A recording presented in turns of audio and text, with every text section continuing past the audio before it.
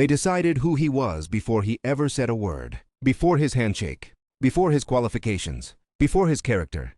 And if you think you know where this story is going, stay until the very end, because this is not a movie, not a fantasy, and not a story about luck. This is about what happens when a human being refuses to disappear just because the world is more comfortable, pretending he should. His name was Malik Johnson, and the city he was born into had already labeled him.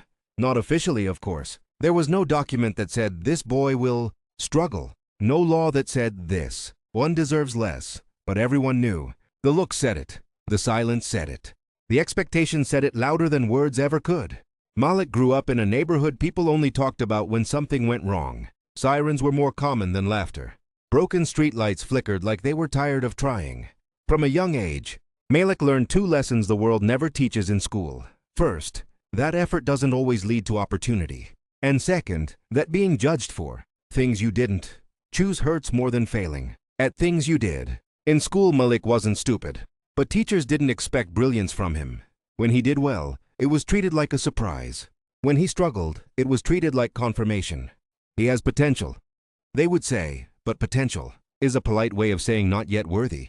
Kids from other neighborhoods were groomed for success. Malik was managed. By the time he was a teenager, he understood something most people never have to learn. The world will measure you before it understands you. Security guards followed him in stores. Cashiers watched his hands instead of his eyes. People locked car doors when he walked by at night. None of them knew his name. None of them cared to. At home, things weren't easier. Money was tight. Dreams were expensive. Malik's mother worked long hours, exhausted but proud, constantly reminding him, "You have to be better. Not equal, better." She didn't say it to discourage him. She said it because she knew the truth. Mediocrity is forgiven in some people. In others, it's punished. When Malik finished school, reality hit harder. He applied for jobs, many jobs. He dressed the best he could, spoke respectfully, smiled when people barely looked at him. Interviews ended quickly. Promises of callbacks disappeared. Rejection emails felt cold, but silence felt worse. Silence said, "You were never an option." Each day, Malik rode crowded buses, watching life move forward for everyone else. People his age posted success online, new jobs, new cars, new apartments. Malik posted nothing, not because he had nothing to say, but because he was tired of pretending things were okay. There were nights he sat alone in his room, lights off, wondering if effort really mattered or if destiny had already been decided. By the way he looked, where he came from, and what people assumed, he asked himself the dangerous question most people never admit out loud. What if they're right about me? But somewhere beneath the doubt, beneath the anger, beneath the exhaustion, something refused to die. A quiet resistance, a belief that felt irrational but necessary. Malik didn't believe he was special. He believed something simpler and more powerful. He believed quitting would be agreeing with them. So he woke up early, not because he was motivated, but because he was scared of becoming invisible. He read when others slept, learned skills nobody noticed, failed quietly, improved silently. The world gave him no applause, no encouragement, no proof he was moving forward. And still, he moved. What Malik didn't know yet was this. The hardest part of the journey wasn't poverty, or rejection, or discrimination. It was surviving long enough for the truth to finally reveal itself. And that truth was coming. But not before the moment that would nearly destroy him. The day everything almost ended didn't feel dramatic at first. It felt ordinary, dangerously ordinary. Malik woke up that morning with the same routine, the same worn shoes, the same quiet determination. He didn't know that by sunset, his name would be spoken in whispers, his face judged without context, and his character questioned without defense. It happened in a public place, the kind where truth should matter and witnesses should protect you. A misunderstanding turned into an accusation. A careless word turned into a narrative. Before Malik could explain, the story had already been told for him.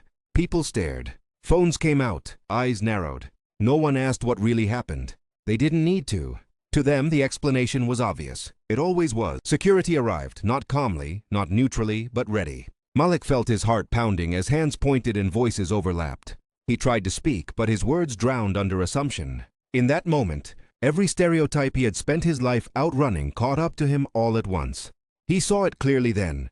When people already believe something about you, evidence becomes optional. He was eventually released. No charges, no apology, just a warning and a few uncomfortable looks. That was it. But the damage had already been done. The crowd dispersed, satisfied, carrying the story with them, retold, exaggerated, stripped of truth. Malik walked away alone, the weight of humiliation pressing down on him harder than any physical blow ever could. That night, Malik didn't cry. He didn't shout. He sat in silence, staring at the wall, replaying every second over and over again.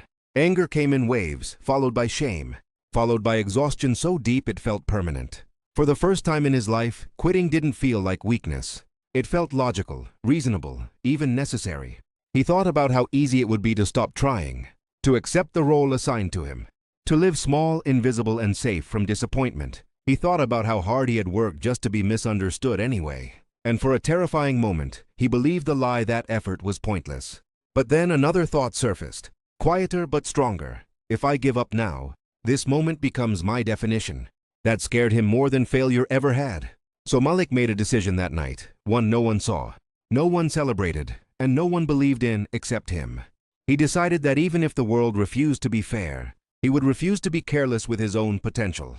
He stopped waiting for opportunities and started preparing for moments that didn't exist yet. He worked nights, studied until his eyes burned, learned skills people said weren't for someone like him.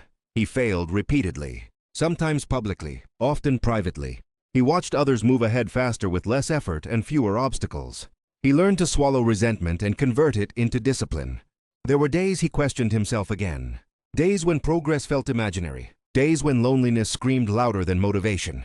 But Malik remembered that public accusation, the stares, the silence, and he used it as fuel, not to become bitter, but to become undeniable. Slowly something changed, not around him, but within him. His confidence stopped depending on approval. His worth stopped depending on permission. He no longer needed people to believe in him to keep going. What Malik didn't realize yet was that the very system that tried to erase him was quietly setting the stage for his return. And when it did, the same people who once looked through him would be forced to look up. The question was no longer whether Malik would rise. It was whether the world would be ready to admit it was wrong. Time passed, but not in the way movies show it. There was no sudden breakthrough, no viral moment, no dramatic rescue.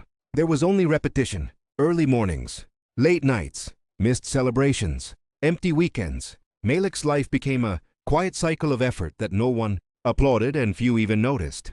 To the outside world, nothing about him seemed to change. But inside, something was hardening, not bitterness, but resolve. He learned to move without announcing himself, to grow without validation, to sharpen his skills while others chased attention. Malik realized that people who doubt you often watch more closely than people who support you.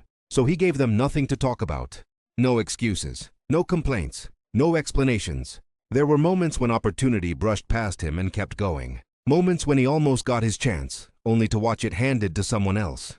Each time, disappointment tried to settle in. Each time, Malik reminded himself that preparation is never wasted, even when the timing feels cruel. He took work others avoided, learned systems others ignored, studied the structure of industries, not just the surface. He asked questions when it was uncomfortable, listened when it hurt his pride. He stopped trying to prove people wrong and focused on proving himself right. Then one day, quietly and without ceremony, things began to shift. Someone noticed his consistency, not his background, not his past, his work. He was offered a small opportunity, nothing impressive, nothing secure, just a chance. The kind of chance most people overlook because it doesn't look like success yet. Malik didn't hesitate. He treated that small opening like it was the only door left in the world. He arrived early, stayed late, delivered more than expected. When problems appeared, he solved them instead of pointing them out. When mistakes happened, he owned them and learned fast. Slowly, trust replaced doubt. Responsibility increased. So did pressure. Malik felt the weight of expectation return, but this time it was different. This time he was ready. Years of quiet discipline had built something no one could take away. And then came the moment he never planned for. A meeting, a room, a table surrounded by faces he recognized immediately. People who had once rejected him, overlooked him, dismissed him with polite smiles and closed doors. Now they were listening, taking notes, waiting. Malik felt no urge to remind them of the past. He didn't need to. His presence said everything his words didn't. When he spoke, his voice was steady, not because he wasn't nervous, but because he was prepared. Every sentence was backed by experience, every decision shaped by struggle. In that room, Malik understood a truth that would stay with him forever. Success doesn't always change people, it reveals them. Some looked impressed, some looked uncomfortable, some looked confused, as if the version of Malik they once believed in no longer existed. He walked out of that meeting without celebration, without triumph, without revenge, just clarity. Silence had been his weapon, discipline had been his shield, and consistency had done what anger never could.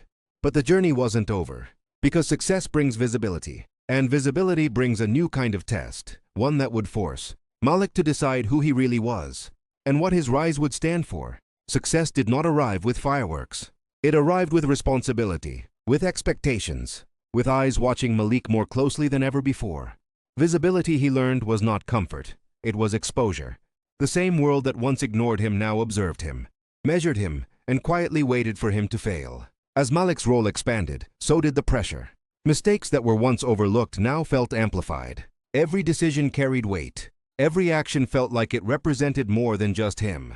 He noticed how quickly people were ready to question him, how slowly they were willing to trust him. Others were allowed to be human. Malik was expected to be flawless. Old doubts returned, not from within, but from outside. Subtle comments, side glances, warnings disguised as advice. Don't mess this up. You're lucky to be here. Lucky, the word sat heavy in his chest. He knew luck hadn't carried him through sleepless nights or public humiliation. Discipline had, endurance had. Still, Malik refused to harden his heart. He remembered what it felt like to be unseen, unheard, underestimated. He refused to become the kind of person who forgot where he came from just because the room had changed. Instead of closing doors behind him, he held them open. Instead of hoarding knowledge, he shared it. He mentored quietly, supported silently, and corrected gently. But not everyone appreciated that.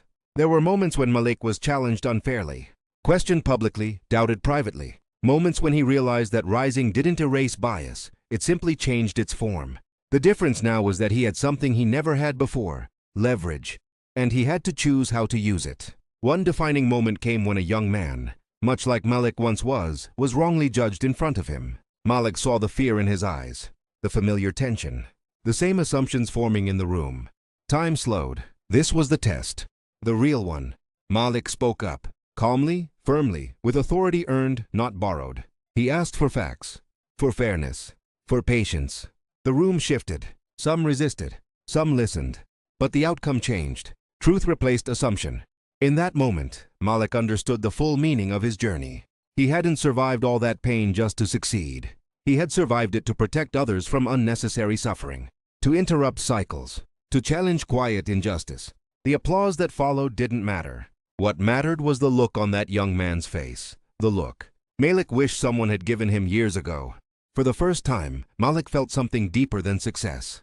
He felt purpose, and with purpose came peace.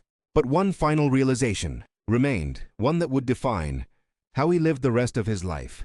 Years later, Malik stood in a place he once believed was unreachable, not just physically but mentally. He had crossed an invisible line, the one between survival and significance. Looking back, the memories felt heavy but no longer painful. They had transformed into lessons, carved deeply into who he was. Malik understood now that the world doesn't always reward goodness, fairness, or effort immediately. Sometimes it tests you instead. Sometimes it breaks you just enough to see whether you will rebuild stronger or disappear quietly. He had been close to disappearing many times, but every time he chose to stay, to endure, to grow. He learned that people will judge you by your race, your status, your appearance, or your past, because it's easier than confronting their own ignorance. Judgment requires no courage. Understanding does. Malik had lived on the receiving end of both, and he knew which one changed lives. What made his story powerful wasn't success. It was restraint. He could have become bitter. He could have used his position to settle old scores. Instead, he chose integrity. He chose to remain human in a world that often rewards cruelty and convenience. When people asked Malik how he made it, he never gave them a simple answer. Because the truth wasn't simple. It was early mornings no one saw, tears no one counted, discipline when motivation was gone, faith when evidence was missing, and a refusal to let other people's limits define his future. Malik often returned to his old neighborhood, walking the same streets that once made people cross the road. Now young people stopped him, not because they feared him, but because they recognized possibility. He didn't preach. He listened. He reminded them of one truth. You don't have to become hard to survive. You have to become focused. Here is the lesson this life leaves behind. Never give up, not because life will be fair, but because your persistence is your power. The danger of judging others by race, status, or appearance is not just that it harms them, it blinds us to greatness before it reveals itself. The world loses when we reduce people to stereotypes. Society grows when we see humanity first. If this story moved you, let it move you to action. Like this video if it resonated. Subscribe for more stories that speak truth. Comment with your own journey, because someone else needs to hear it. And remember this: the people the world overlooks today may be the ones who redefine it tomorrow. Malik's story isn't about him. It's about what happens when a person refuses to give up and proves that dignity, discipline, and belief can outlast any judgment. Stay human. Stay disciplined. Never quit.